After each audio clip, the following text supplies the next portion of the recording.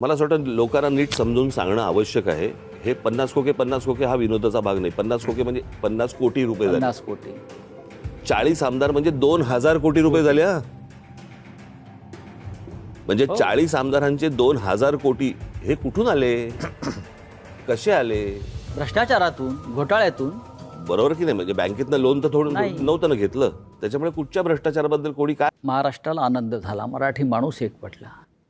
पण भारतीय जनता पक्षाचे सध्याचे मुख्यमंत्री देवेंद्र फडणवीस म्हणतात आपल्या युतीविषयी, ही करप्शन आणि कन्फ्युजनची युती आहे. यांचा सगळ्यांचा डोलारा जो आहे ना, या सगळ्यांचा डोलारा हा नरेंद्र मोदींवरती अवलंबून आहे. बरं का? ही बसवलेली माणसं आहेत सगळी. ह्यातला बसलेला माणूस कोणीच नाहीये.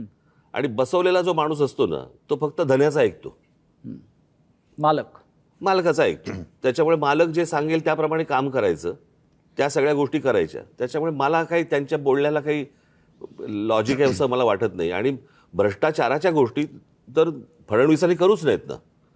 ते बैलगाडी घेऊन गेले होते नाही का अजित पवारांच्या बाबतीत? कालच अजित पवार बोललेत ना. हो, अजित पवारांच्या बाबतीत बैलगाडी घेऊन गेले होते की हे पुरावे आम्ही घेऊन येतोय म्हणून. मग आता म्हणतायत की कोर्टात केस चालू आहे. अरे मग द्या ना ते पुरावे. कसं आहे, आपलं ठेवायचं झाकून, दुसऱ्याचं बघायचं वाकून. या लेवलला आता ते आलेत.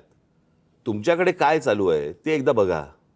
मी परवा दिवशीच्या पत्रकार परिषदेमध्ये म्हटलं नाही, या देशामध्ये कोणी राजकारणामध्ये सत्तेचा अमरपट्टा घेऊन आलेला नाहीये. सत्ता बदलत असतात. काळ ह्या सगळ्या गोष्टी बघत असतो. उद्या ज्या दिवशी हे बदलेल, तुम्ही टार्गेट आहात. मुख्य लक्ष तुमच्यावर आणि तुम्ही टार्गेट आहात. कशावरती? म्हणजे ही चाटम मंडळी जी आहेत भाजपमध्ये, ज्यांना तुम्ही चाटम म्हणता, ते तुमच्या प्रश्नामध्येच उत्तर आलं ना. तर जसं कन्फ्यूज आणि करप्शनची युती म्हटलंय. नाही, करप्शन त्यांचं म्हणणं की अनेक वर्ष आपली सत्ता आहे आणि त्याच्यामध्ये सहभागी होते. होय. नाही, माझ्या मनामध्ये असा प्रश्न आहे की त्याने असा आरोप केलाय की 3 लाख कोटीचा भ्रष्टाचार झाला. महापालिकेत एवढे पैसे असतात? नाही, मी सांगतो. आणि जर एवढे पैसे असतील तर मग हे आमदार 50 कोटीला का पळून गेले? ते मला एकच मिनिट. पहिली गोष्ट म्हणजे मला ना त्या गोष्टीबद्दल एक जरा बोलायचंय की तो जो एक चालू होतं ना 50 खोके. मला असं वाटतं लोकांना नीट समजून सांगणं आवश्यक आहे. हे 50 खोके हा विनोदाचा भाग नाही. 50 खोके म्हणजे 50 कोटी रुपये झाले. 50 कोटी 40 आमदार म्हणजे 2000 कोटी रुपये झाले. म्हणजे 40 आमदारांचे 2000 कोटी हे कुठून आले? कसे आले? भ्रष्टाचारातून, घोटाळ्यातून. बरोबर की नाही? म्हणजे बँकेतनं लोन तर थोडं नव्हतं ना घेतलं. त्याच्यामुळे कुठच्या भ्रष्टाचाराबद्दल कोणी काय बोलावं? मला एक बेसिक, आता 3 वर्षामध्ये कॉर्पोरेशनची इलेक्शन झालीच नाही. आज जो हे चालू ना मुंबई, मग 3 वर्षात मुंबई धोक्यात नव्हती का जेव्हा इलेक्शन झालं? माझे एक मुंबईकर म्हणून मी आज जेव्हा घरातनं बाहेर पडतो ना, तर मला खरं सांगू तर मला लाज वाटते की माझी मुलं ह्या शहरात वाढणार आहेत. मी काही गोष्टी रेग्युलरली फॉलो करतो. आजचा एअर क्वालिटी इंडेक्स 183 आहे. ज्याचा आज मी भोगतोय. एक फुगा असतो की ज्याची कॅपॅसिटी एक आपण म्हणतो की तो एक पर्टिक्युलर ह्याच्यात तो फुटेल. तर जवळजवळ ह्या एका फुग्यात जवळजवळ त्याच्या 5 पट हवा भरलेली गेलेली आहे. माझा एक प्रॉब्लेम आहे की मुंबई डिकंजेस्ट कधी होणार? म्हणजे मी आता बाहेरचे लोंढे बोलतच नाही. एक मुद्दा सांगतो, विचारतो तुम्हाला. तुम्ही इतके वर्ष मुंबईत राहतात. माझा आणि राजचा जन्म मुंबईतला आहे. आज जेवढं प्रदूषण दिसतंय, हवेचा जो काही निर्देशांक वगैरे म्हणतोय प्रदूषणाचा, हा एवढा खराब कधी झाला होता का? ह्याचं कारण असं की आता यांची जी काय होर्डिंग्स लागलेत, विकासाची गती नाही आहे, ह्यांची विनाशाची गती आहे. नियोजन शून्य विकास हे याचं कारण आहे. कारण तुम्ही जे म्हणताय ना, एक तर आओ जाओ घर तुम्हाला इथूनच पहिली सुरुवात होते. त्याच्यानंतर साधारणतः आपल्याला नेमकं आज हवं आहे काय? आज जर का तुम्ही पाहिलं तर सगळीकडे रस्ते खोदलेत. जिथे जाऊ तिकडे रस्ते खोदलेत. मोठमोठ्या इमारती उभ्या राहिलेल्या आहेत. विकासाच्या नावाने मेट्रो असेल, काही ठिकाणी पूल असेल, हवेत. पण ते एका वेळेला सगळं तुम्ही काढलं आहे आणि त्यावेळेला मुंबईच्या खर्चाचा ताळमेळ हा बसवला गेला पाहिजे. मी मुंबईकर म्हणून तुम्ही म्हणतो, आपण सगळेच मुंबईकर आहोत. तुम्ही जो कर भरता त्याच्यासमोर तुम्हाला काय मिळतं? प्रदूषण. म्हणजे विकास तुमच्याकडे काय फार मोठा रस्ता आम्ही छान केला आहे, सरळ तुमच्या घरापासून हॉस्पिटलमध्ये जातो रस्ता, याला मी विकास नाही म्हणत. हॉस्पिटल कमीत कमी असणं आणि आयुष्य चांगलं असणं हा विकास पाहिजे. नाही, माझं तर म्हणणं आहे की विकास नको आता. नाही, मुंबई ही विकास करण्याची आता लायकीची राहिलेली मानसिकता नाही. का झाली? कारण नियोजन विकास. आम्ही सुद्धा आज आमची जी होर्डिंग लागलेत, मी 12 पासून लावतोय होर्डिंग. होय, हे आम्ही केलं आणि त्याच्याबद्दल मला अभिमान आहे आणि मला असं वाटतं मुंबईकरांना अभिमान आहे. मग त्याच्यामध्ये शाळेचा दर्जा असेल, पाण्याचा दर्जा असेल, किंवा आता कोस्टल रोड झालेला आहे. कोस्टल रोडसुद्धा हा आपण केलेला आहे. पण वाटेल तिकडे, जसं आता मी कलानगरला राहतोय, वेडेवाकडे उड्डाण पूल, आता तिकडे आणखीन एक वॉकर ब्रिज करतायत. कोणासाठी करताय, कशासाठी करतायत? आणि संपूर्ण धुळीचं आणि सिमेंटचे कण आपल्या फुफ्फुसामध्ये जात आहेत. मी तेच म्हणतो की आता विकास करण्यासाठी जागा नाही राहिली मुंबईला. म्हणजे कार्बन डायऑक्साईडचं प्रमाण 1 किलोमीटर मागे Mumbai is the highest in the world. म्हणजे आपण जो श्वास घेतो त्याच्यातनं आपण कार्बन ऑक्सिजनपेक्षा जास्त कार्बन. याचं मूळ कारण असं आहे की एक तर चाललेल्या काय ज्याला विकासाच्या नावाखाली ज्या काही गोष्टी सुरू आहेत त्या, आणि दुसरं म्हणजे मुंबईमध्ये, ठाण्यामध्ये, पनवेलमध्ये, नवी मुंबईमध्ये तुम्ही जर सगळीकडे आपण जर गेलो, प्रचंड मोठ्या प्रमाणावरती रिडेव्हलपमेंट सुरू आहेत. झाडं तोडतायत, झाडं तुटतायत, रिडेव्हलपमेंट सुरू आहे. डोंगर कापतायत. आणि काय होतं की ह्या सगळ्या ह्याच्यामध्ये आपल्याकडे ना डीपी बनतो पण टाउन प्लॅनिंग होत नाही. मी माझी काही भाषणं दाखवीन की जी साधारणपणे 2008ची वगैरे भाषणं आहेत, 2009ची भाषणं आहेत, की ज्यावेळेला मी पुण्यात जात असे आणि पुण्यातले माझी भाषणं आहेत की मुंबई खराब व्हायला एक काळ लोटला, पुणे ते बघणार नाही, पुणे लवकरात लवकर बर्बाद होईल. नाही, मी पुण्याला शिफ्ट झालेलो की मध्ये असं विचार केला मुंबई कंजेस्टेड, पुण्याला शिफ्ट झालो. नाही, पुणे तर पण बर्बाद. 6 महिन्यात परत मुंबईला आलो मी. आणि म्हणजे काय माझं म्हणणं, आता लोंढे आले राहू दे की आता मुंबई करत आता आले, आता तरी थांबवायची गरज आहे. दोन्ही गोष्टी मूलभूत ज्या गोष्टी आहेत ना, जसं मी काही बातम्यांचे हे घेऊन आलेलो आहे. आता मुंबईमध्ये कांदळवन आहेत. कांदळवन साधारण कुठे होतात? समुद्र आणि खाडी जिकडे असते तिकडे.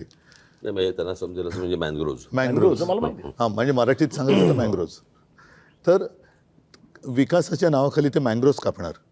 आता साधारणतः एक कायदा असा आहे की जेवढी झाडं तुम्ही तोडाल तेवढी झाडं तुम्ही लावली पाहिजेत. आता मुंबईची मँग्रोव्ज जी समुद्र किनारपट्ट्यावर आहे ती कापल्यानंतर, तोडल्यानंतर तुम्ही कुठे लावली पाहिजेत? तुम्ही पुण्याला गेलात, चंद्रपूरला गेलात, मुंबईतल्या कांदळवनाची भरपाई हे चंद्रपूरला करणार. ह्या विकासाचा कसा काय उपयोग होणार आपला? आता सुद्धा मी 2017चा माझा महापालिकेचा वचननामा पाहिलात तर मुंबईला पाण्यासाठी गारगाई आणि पिंजाळ ही 2 धरणं आपण बांधायचं वचन दिलं होतं. कर्मधर्मसंयोगाने मी मुख्यमंत्री झालो आणि म्हटलं आता दिलेलं वचन पाळलं पाहिजे म्हणून मी त्याचं प्रेझेंटेशन घेतलं. तेव्हा माझ्या लक्षात एक धक्कादायक गोष्ट आली की गारगाई आणि पिंजाळ करायचं असेल तर जवळपास 6-1 लाख झाडं कापावी लागतील. म्हणजे जंगल पूर्ण नामशेष करायचं. साधारणतः ज्याला कॅचमेंट एरिया म्हणतो तिकडे हा सगळा पाऊस पडतो, तो एरिया तुम्ही नष्ट करणार म्हणजे पर्यावरण खतम करणार. आता ते खतम केल्यानंतर जो काय खर्च होणार तो खर्च केल्यानंतर आपण पुन्हा पावसावरती अवलंबून राहणार. परत तेही पाणी आपल्याला उद्या जाऊन कमी पडणार, कारण तुम्ही म्हणता तसं दुसऱ्या बाजूनी लोंढे येतच राहणार.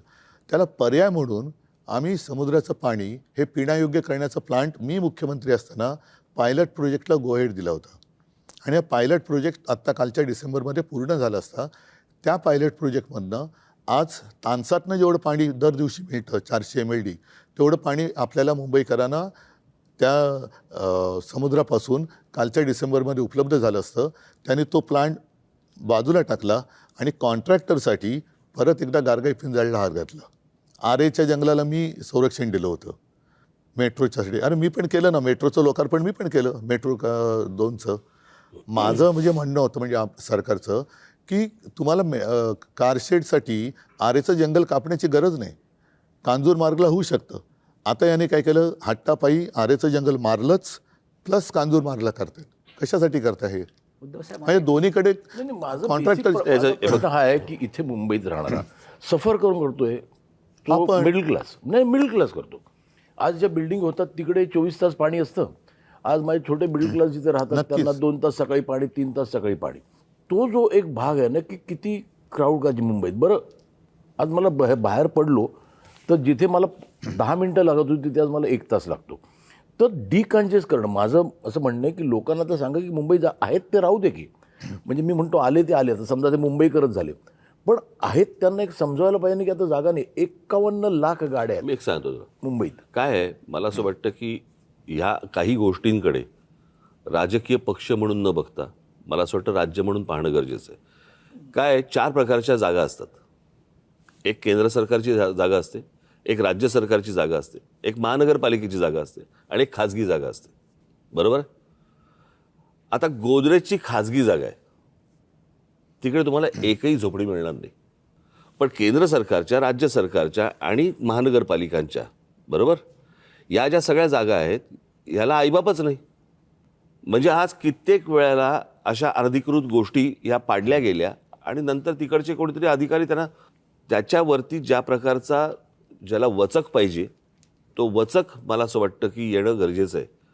तो कोणी म्हणजे तो उद्या आम्हीही आणू, उद्या कोणी राज्यातली लोक असतील त्यांनी आणावा, उद्या राज्यात आम्ही आलो तर आम्ही आणू. पण मला असं वाटतं की तुम्ही जे बोलताय ते अत्यंत योग्य आहे की जागा संपलेली आहे. बरोबर. आता साधी गोष्ट आपण समजा प्रदूषणाची गोष्ट बोललो, प्रदूषणाची, तर मुंबईमध्ये हीच हालत आहे, मला मान्य. परंतु आज दिल्लीमधली हालत काय, तिकडे 200च्या वर आहे इक्वालिटी. बरोबर की नाही. आणि आज दिल्लीमध्ये जर समजा आपण बघितलं तर केंद्र आणि राज्य अशा दोन्ही गोष्टी तिकडे आहेत. राजसाहेब, तुम्ही एक फार नाही, महत्वाचा मुळामध्ये- मुद्दा आता मांडला. नाही, मुळामध्ये राज्यकर्त्याचं प्रेम हे राज्यावरती असायला पाहिजे, सत्तेवरती असतं कामा नये. सत्तेसाठी वाटेल ते करायचं आणि बट्ट्याबोळ झाला की हात वर करायचे. आता तुम्ही मला सांगा, मुंबईमध्ये आपण राहणार आहोत. दुर्दैवाने मी असं म्हणेन की आजचे राज्यकर्ते हे मुंबईकर नाही आहेत.